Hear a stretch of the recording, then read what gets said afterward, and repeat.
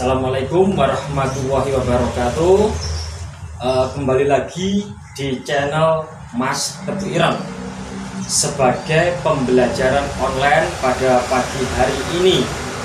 Seperti biasanya, Pak David akan menjelaskan materi berikutnya sesuai dengan permintaan anak-anak yang tinggal di Nganjuk, yaitu minta menjelaskan materi mengenai karya tulis ilmiah. Pada pagi hari ini saya akan menjelaskan mengenai beberapa hal yang perlu diperhatikan di dalam penulisan karya tulis ilmiah. Karya tulis ilmiah strukturnya banyak dan tergantung jenisnya. Itu ya, mulai dari makalah, paper, tesis, skripsi, tesis, disertasi. Kalau saya jelaskan strukturnya terlalu lama. Yang paling penting saya jelaskan yaitu hal-hal yang sering dikeluarkan di dalam ujian-ujian seperti ujian nasional, ujian semester. Pada kali ini saya akan menjelaskan mengenai kaidah penulisan judul karya tulis ilmiah yang sering diabaikan oleh anak-anak. Wah, judul aja kok ditulis besar atau kapital di setiap awal kata, itu saja salah. Atau kapital semua juga salah. Semua ada kaidah penulisan judul karya tulis ilmiah. Sebelum Pak David membahas tentang kaidah penulisan judul, hal yang perlu diperhatikan adalah kalian harus memahami kata tugas. Kata tugas dulu. Kata tugas itu adalah kata yang tidak bisa berdiri sendiri. Kata yang tidak bisa berdiri sendiri itu dinamakan kata tugas. Itu ya. Kata tugas dibagi beberapa macam yang sering dimunculkan di dalam komponen judul, yaitu konjungsi atau kata penghubung, preposisi atau kata depan. Itu dinamakan kata tugas. Kata yang tidak bisa berdiri sendiri, seperti preposisi kata depan. Di kalau berdiri sendiri nggak mempunyai arti. Di mempunyai arti jika diikuti oleh kata-kata yang lain. Itu ya, baru mempunyai arti. Konjungsi seperti terhadap. Terhadap kalau berdiri sendiri tidak mempunyai arti. Terhadap mempunyai arti jika diikuti oleh kata-kata yang lain. Itu dinamakan dengan kata tugas. Itu ya. Jadi sudah paham ya kata tugas ya? Harus memahami dulu kata tugas.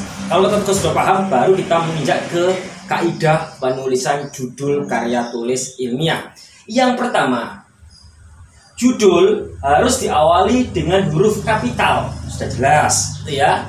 Kemudian yang kedua, judul tidak boleh diakhiri dengan intonasi akhir. Nah, judul tidak boleh diakhiri dengan intonasi akhir seperti tanda titik, tidak boleh. Itu ya, yang kedua. Kemudian yang ketiga, kaidah penulisan judul yang ketiga, yaitu apabila di dalam komponen judul tidak ada kata tugas, tidak ada kata tugas, maka judul ditulis kapital semua. Judul ditulis kapital semua. Contohnya, pembelajaran puisi kontemporer. Pembelajaran puisi kontemporer ditulis kapital semua karena dalam komponen judul tidak ada kata tugas. Atau yang kedua, budidaya tumbuhan pengobatan herbal. Budidaya tumbuhan pengobatan herbal. Di dalam komponen judul tersebut ya tidak ada kata tugas, maka judul ditulis kapital semua. Itu. Kemudian yang berikutnya, yang keempat, yaitu apabila di dalam komponen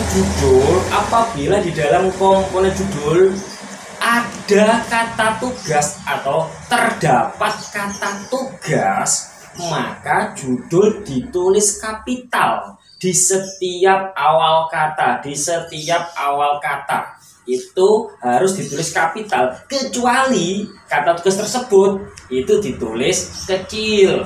Saya ulang lagi ya, kaidah penulisan judul yang berikutnya. Apabila di dalam komponen judul terdapat kata tugas, itu maka judul ditulis kapital di setiap awal kata, kecuali kata tugas ditulis kecil. Itu ya. Contoh, pengaruh debu vulkanik terhadap pertumbuhan tanaman. Pengaruh debu vulkanik terhadap pertumbuhan tanaman. Pengaruh debu vulkanik terhadap. Lah, terhadap itu kan kata tugas. Kata yang tidak bisa berdiri sendiri, yang berjenis konjungsi, ya kan? Maka di dalam komponen judul karena ada kata tugasnya, maka setiap awal kata ditulis huruf kapital. Kecuali kata tugasnya ditulis kecil. Itu adalah kaidah penulisan judul. Terus perlu diperhatikan, Pak, seumpama Pak, kata tugasnya ada di awal kalimat atau di awal judul, apakah ditulis kapital, Pak? Iya, ditulis kapital. Meskipun berupa kata tugas dan kata tugasnya berada di awal kalimat atau awal judul, tetap ditulis kapital karena di awal judul. Kecuali kalau kata tugasnya ada di tengah-tengah kalimat, baru ditulis kecil kata tugasnya.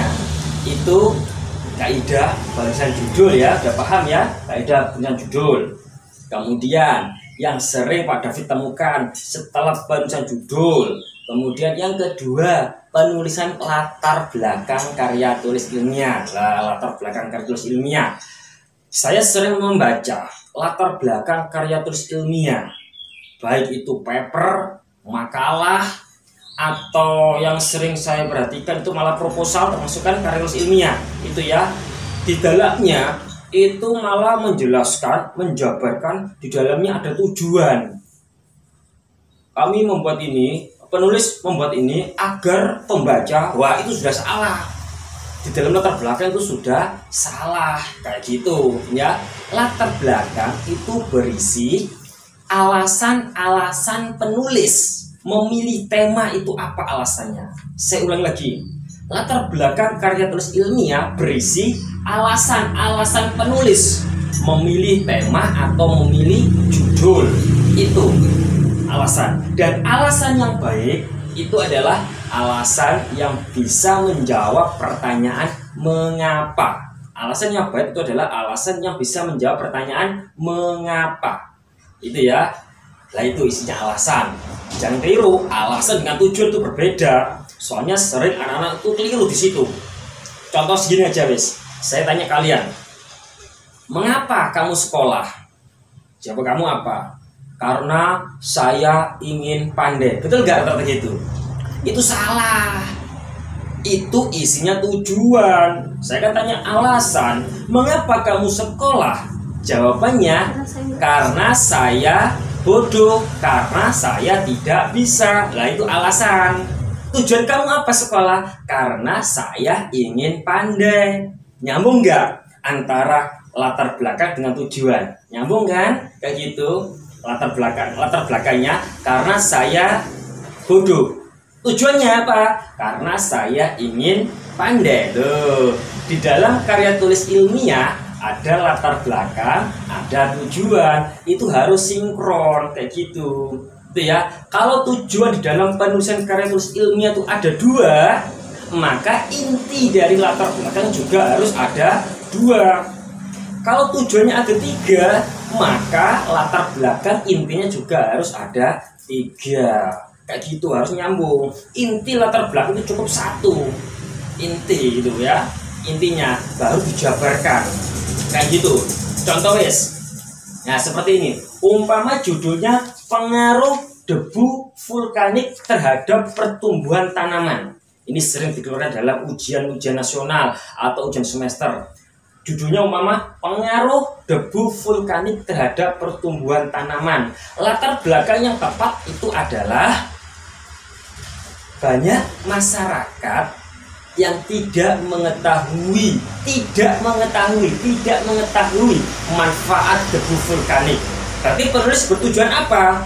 Membahas tentang itu untuk memberitahu masyarakat manfaat debu vulkanik, untuk memberitahu masyarakat manfaat debu vulkanik. Loh itu ya, di situ ada kata-kata operasional tujuan, agar, supaya, untuk, itu kan kata-kata operasional tujuan gitu ya. Nah, di situ sudah kelihatan perbedaan antara latar belakang dengan tujuan. Intinya kan cuma satu kalimat latar belakang, baru akan dijabarkan satu halaman atau dua halaman kayak gitu. Gitu ya. Tuh, itu adalah sedikit penjelasan Pak David mengenai kaidah penulisan judul karya tulis ilmiah, latar belakang dengan tujuan. Nah, latar belakang itu biasanya kita temukan sampai satu halaman, ya kan? Ya, poin-poin yang ada di dalam latar belakang sampai bisa satu halaman atau dua halaman, tapi intinya cuma satu atau dua, itu poin-poin penting, yaitu isinya suatu alasan yang rasional dan esensial yang terjadi di masyarakat yang harus kita teliti. Kemudian poin yang kedua, gejala-gejala yang ada di lapangan, lalu memunculkan permasalahan untuk selanjutnya diteliti lebih lanjut. Itu kan poin-poin latar belakang. Dan poin yang ketiga, adanya permasalahan yang kompleks yang muncul jika dibiarkan begitu saja serta tidak secepatnya dicari solusinya. Nah, itu hal-halnya. Dan yang terakhir, poin-poin yang ada dalam latar belakang sampai dijabarkan satu halaman, yaitu pendekatan yang ditinjau pada segi teoritis yang bertujuan untuk mengatasi sebuah masalah. Itu adalah poin-poin latar belakang sampai menjadi satu halaman atau dua halaman. Tapi intinya cuma satu. Soal-soal ujian pilihannya cuma satu kalimat, makanya harus memahami mana kalimat latar belakang dan mana kalimat tujuan. Itu ya, paham ya? Seperti itu untuk membedakan latar belakang dengan tujuan. Lah, mungkin itu saja penjelasan dari Pak David mengenai karya tulis ilmiah yang sering dimunculkan dalam soal-soal ujian, kayak gitu. Dan jangan lupa tetap semangat belajar.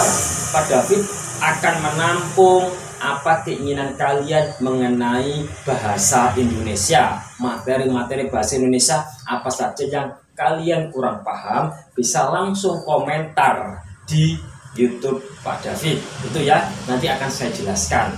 Itu mungkin itu saja. Tetap belajar di rumah, jangan kemana-mana. Kita ikuti program pemerintah, mencegah itu lebih baik daripada mengobati. Jauhi dari kerumunan atau kumpulan orang banyak. Tetap di rumah saja dan belajar serta berdoa. Itu saja kami akhiri. Wabillahi taufiq wal hidayah, wassalamualaikum warahmatullahi wabarakatuh.